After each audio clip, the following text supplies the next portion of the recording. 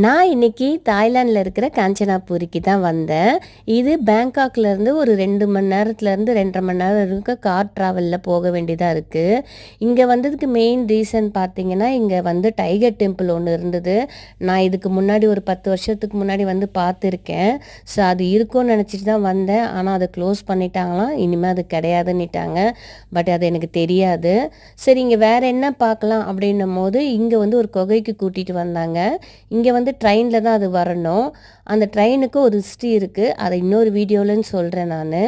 இந்த குகையில் பார்த்திங்கன்னா ஒரு பெரிய புத்தர் சிலை இருக்குது. ஸோ இங்கே இருக்கிற ஜனங்கள்லாம் வந்து இதை தொழுது கொள்கிறாங்க. அது இல்லாமல் உள்ளே வந்து குகை பார்த்திங்கன்னா கொஞ்சம் லாங்காகவே போகுது. பார்க்கவே நல்லா த்ரில்லிங்காக இருக்குது. இங்கே வரவங்க இந்த தாய்லாந்து இதெல்லாம் டூரிசமாக வரவங்க இந்த இடத்தையும் வந்து பார்க்கலாம். ரொம்ப நல்லா இருக்குது.